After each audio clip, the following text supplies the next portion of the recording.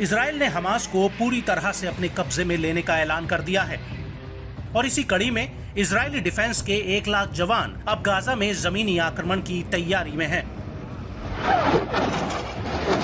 वहीं दूसरी तरफ इजरायली सेना के हवाई हमलों से गाजा हर सेकंड में दहल रहा है।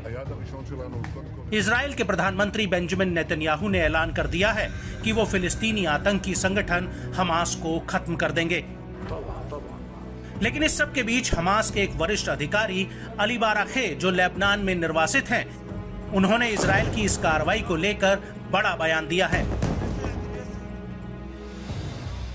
आपको बता दें कि ईरान का कहना है कि वो हमास का सपोर्ट करता है, लेकिन इस हमले में शामिल नहीं है। लेकिन अली बाराखे ने आगे कहा कि अगर गाजा को युद्ध की तबाही के अधीन किया जाता है तो ईरान और लेबनान के हिजबुल्लाह युद्ध में शामिल होंगे। अगर गाजा को विनाश के युद्ध का सामना करना पड़ा तो हमारे सहयोगी शामिल होने के लिए तैयार हैं। वे हाथ बांध कर नहीं बैठेंगे। इजराइल की सरकार जानती है कि अगर वे गाजा को नष्ट करने की कोशिश करेंगे तो वे नरक के द्वार खोल देंगे और गाजा को नष्ट करने के लिए अमेरिकी हथियारों की तरह गैर पारंपरिक हथियारों का उपयोग करना। का कहना है कि 7 अक्टूबर 2023 को हमास ने इजराइल में जो घुसपैठ की थी उसकी जानकारी गाजा के भीतर सिर्फ हमास के कुछ टॉप कमांडर्स को थी कि हमास के लड़ाके इतने बड़े लेवल पर इजराइल में हमला करने जा रहे हैं। लेकिन ईरान और लेबनान जैसे हमास के सहयोगियों को इसकी कोई खबर नहीं थी।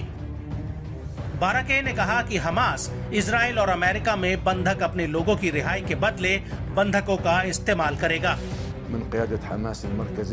अमेरिका में फिलिस्तीनियों को रखा गया है, हम उनकी रिहाई के लिए कहेंगे। ऐसे फिलिस्तीनी हैं जो फिलिस्तीन में प्रतिरोध का समर्थन करने के आरोप में संयुक्त राज्य अमेरिका द्वारा हिरासत में लिया गया था। उन्हें अमेरिका में हिरासत में लिया गया था क्योंकि उन पर समर्थन करने वाले चैरिटी संगठन चलाने का आरोप था। गाजा में लोग घिरे हुए थे और गाजा में अनाथों की मदद करते थे। इसलिए अमेरिका ने इजराइल के अनुरोध के अनुसार इन लोगों को हिरासत में लिया और सजा सुनाई। उन्हें अमेरिका में जीवन की सजा सुनाई गई है।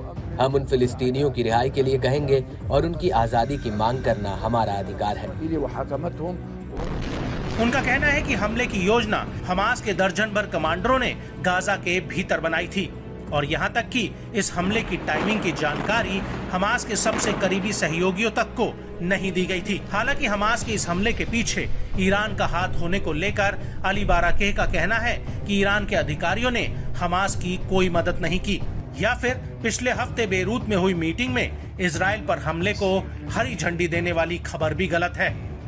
वहीं ईरान के सुप्रीम लीडर अयातुल्लाह खामनेई का भी इन आरोपों को लेकर बड़ा बयान आया है, जिसमें उन्होंने इन आरोपों को खारिज किया है।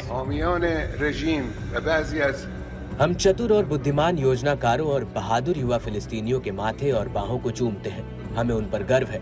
ये सच है जो लोग कहते हैं कि फिलिस्तीनियों ने जो किया वह गैर फिलिस्तीनियों के कारण हुआ। वे अभी तक फिलिस्तीनी लोगों को नहीं जान पाए हैं। ये फिलिस्तीनियों ने खुद किया था। चतुर योजनाकारों, बहादुर युवाओं और बलिदान कार्यकर्ताओं ने इस जीत को हासिल करने में कामयाबी हासिल की है।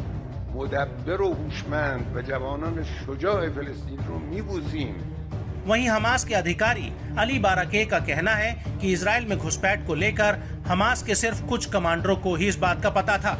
सेंट्रल कमांड और लेबनान में पॉलिटिकल ब्यूरो को इस बात की कोई भनक तक नहीं थी। इसके अलावा अली बाराके का कहना है कि बीते समय में ईरान और लेबनान के हिजबुल्लाह ने हमास की मदद की थी, लेकिन साल 2014 के गाजा युद्ध के बाद से हमास खुद अपने रॉकेट्स और लड़ाके तैयार कर रहा है। और सबसे बड़ी बात यह है कि अली बाराके का कहना है कि हमास की इजराइल में एक छोटे लेवल का ऑपरेशन करने की योजना थी। हमास चाहता था कि वो इजरायली बंधकों के बदले फिलिस्तीनी कैदियों को रिहा करा ले, लेकिन हमास को खुद इस बात का एहसास नहीं था कि इजराइल एक बार में संपूर्ण युद्ध का ऐलान करके 3 लाख इजरायली रिजर्व सैनिकों की लामबंदी शुरू कर देगा, जिससे गाजा पर जमीनी हमले का अंदेशा बढ़ जाता है। और इजराइल का कहना है कि वो हमास को ऐसी सजा देगा कि जिससे उसकी आने वाली पीढ़ियां तक याद रखेंगी। अली बाराके का कहना है कि 7 अक्टूबर के हमले में हमास के करीब 2000 लड़ाकों ने हिस्सा लिया था। गाजा के भीतर उसके पास करीब 40,000 लड़ाकों की सेना है और ऐसे में अगर जरूरत पड़ी तो हमास अपने सहयोगियों के लड़ाके भी इस लिस्ट में जोड़ सकता है।